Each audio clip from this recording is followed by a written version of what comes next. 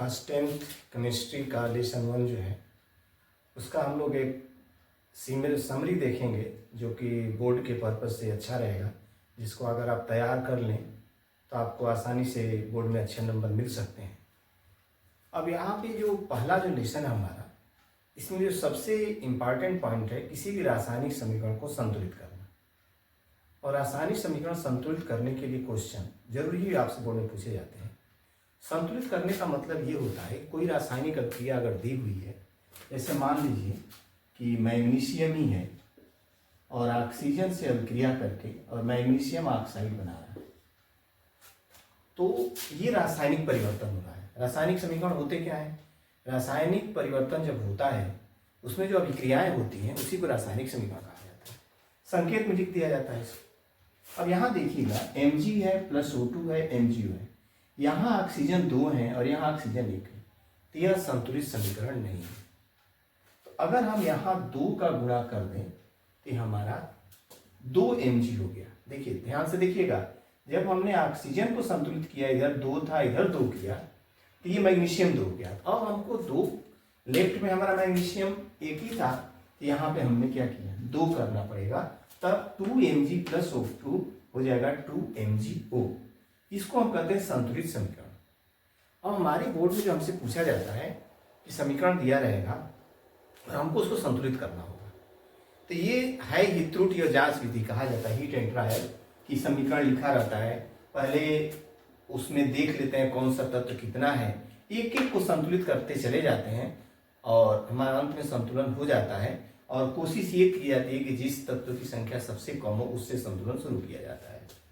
अब दूसरा ये पॉइंट है, इसमें आप पहले ही समझिए हीट एंड ट्रायल है, त्रुटि और जांच करेंगे, गलती होगी, फिर उसको गुणा करिए, फिर मिलाइए, मतलब जिस भी अंक का गुणा करिए आप गुणा करके ये चेक कर लीजिए कि बाएं और दाएं के सभी तत्व बराबर हो गए कि नहीं हो गए।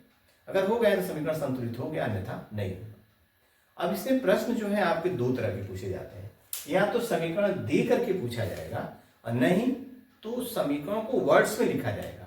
जैसे मान लीजिए कि दिया जाए आपको कि कैल्शियम क्लोराइड, जैसे आपको दे दिया गया कैल्शियम और क्लोराइड, ठीक है। अब इसको कह दिया गया कि पानी से अभिक्रिया कराया जाता है। कैल्शियम क्लोराइड को पानी में घोलने से कैल्शियम हाइड्रोक्साइड और प्लस HCl बनता है। ये आपसे कह दिया, कहा जा रहा है वर्ड में, कैल्शियम क्लोराइड पानी से अभिक्रिया करके कैल्शियम हाइड्रोक्साइड और हाइड्रोक्लोरिक अम्ल बना देंगे। तो आपको अब इनके सूत्र भी पता होने चाहिए, तभी आप इसको करेंगे।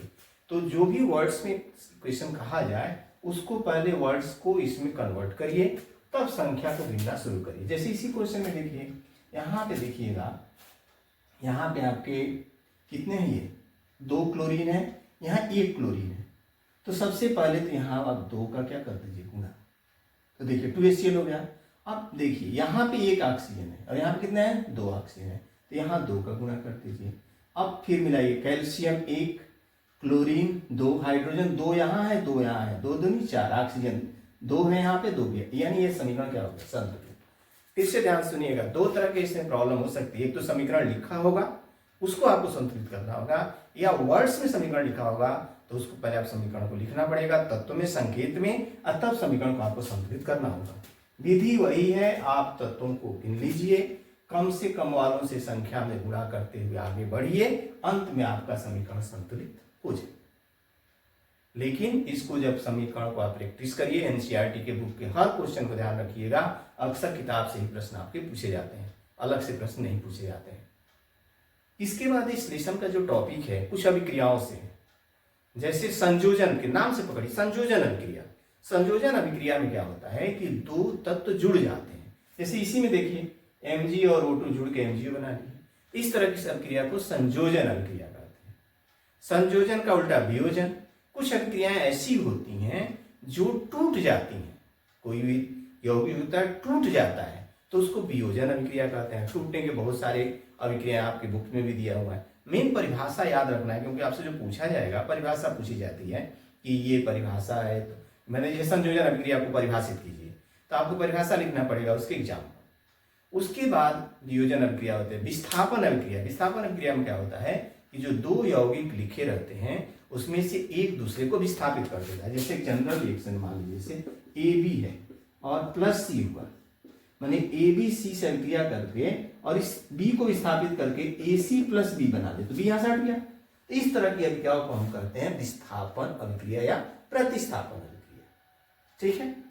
अब इसी में एक द्विविस्थापन अभिक्रिया भी है। द्विविस्थापन अभिक्रिया क्या होता है, जैसे मान लीजिए आपका ए बी है और यहां मान लीजिए सी डी है, माने एक ए बी है, माने ये धनात्मक मूलक ऋणात्मक मूलक इसमें भी, और ये क्या होगा, जैसे ए डी से अभिक्रिया कर रहे और बी जो है सी से अभिक्रिया कर रहे, तो इसको द्विविस्थापन अभिक्रिया करते हैं, यानी दोनों जगह का विस्थापन होगा। ठीक है। जैसे अमोनियम क्लोराइड सोडियम सल्फेट से अभिक्रिया करता है तो अमोनियम सल्फेट बन जाता है, सोडियम क्लोराइड बन, इस तरह की बहुत सारी अभिक्रियाएं आपको बुक में मिल जाएगी। तो इस अभिक्रिया को द्विविस्थापन अभिक्रिया करते हैं। उसके बाद इसमें आता है अपचयन और उपचयन। अपचयन और उपचयन में सिंपल सी परिभाषा में आप ये सोचिएगा कि एक जगह ऑक्सीजन जहां जुड़ रहा है वह है उपचयन, जिसमें से ऑक्सीजन निकल रहा है वह है अपचयन। ऑक्सीजन का जुड़ना और ऑक्सीजन का निकलना, ऑक्सीजन का जुड़ना उपचयन और निकलना अपचयन। इसमें दो केस हैं, एक संक्षारण और एक विकृत गंधिता। संक्षारण भी ऑक्सीडेशन रिडक्शन का ही एग्जाम्पल है, जिसमें जंग लग जाता है, माने जो नमी होती है उसे क्रिया करके ये धातुएं जो होती हैं ऊपर अपनी लेयर बना लेती हैं, इसको संक्षारण कहते हैं, और लोहे की भाषा में उसको जंग लगना कहते हैं। विकृत गंधिता क्या होती है कि ऑक्सीडेशन ये भी है। विकृत गंधिता में क्या होता है कि जो खाद्य पदार्थ मार्केट में हम लोग को मिलते हैं, ये सब मार्केट में जब सप्लाई होते हैं तो पैक्ड करके आते हैं, पैक करके नहीं आएंगे तो ये कुछ दिन बाद खराब हो जाते हैं। तो ये ऑक्सीजन से अभिक्रिया करके ये विकृत गंधित हो जाते हैं, यानी खराब हो जाते हैं। इसीलिए इनको पैकेट में रख करके और इनर्ट गैसों को भर दिया जाता है जो कि अभिक्रियाशील नहीं होती है। तो इस तरह से वो हमारे खाद्य पदार्थ खराब नहीं होते हैं और हमको ज़्यादा दिन तक उसका प्रयोग करने में कोई दिक्कत नहीं होती है। तो हमारे पहले लेसन से बोर्ड के पर्पज से इतनी ही सारी चीजें। एक तो सबसे पहले रासायनिक समीकरण को संतुलित करना। रासायनिक समीकरण जब संतुलित करना एकदम खूब बढ़िया से प्रैक्टिस करिए, इसका फन क्वेश्चन आएगा। हम कितना भी यहाँ न्यूमेरिकल आपको करा देंगे लेकिन जरूरी नहीं कोई क्वेश्चन आएगा, आपको प्रैक्टिस करना है। नियम ये, एक समीकरण लिख लीजिए, लिखने के बाद तत्वों को गिनिए और कम से कम वालों को गुणा करना शुरू करिए। आप करेंगे, गलती होगी, लेकिन अंत तक करते रहिए जब तक कि बाएं और दाएं तरफ के तत्वों की संख्या बराबर न हो जाए। इसको कर लीजिए। उसके बाद छोटी छोटी डिफिनीशंस हैं, संयोजन अभिक्रिया क्या है, वियोजन अभिक्रिया क्या है, विस्थापन अभिक्रिया क्या है, प्रतिस्थापन अभिक्रिया क्या है, आक्सीकरण अपचयन या उपचयन और अपचयन क्या है, ये सब डिफिनीशंस हैं जो आप याद कर लीजिए एग्जाम्पल सहित। उसके बाद आपका संक्षारण है और उसके बाद विकृत गंधिता है। इतने सब टॉपिक आप तैयार कर लेंगे तो लेसन 1 आपका 100% तैयार हो जाएगा और बोर्ड में आप अच्छा स्कोर कर सकते हैं। हमारी तरफ से बेस्ट ऑफ लक आपको।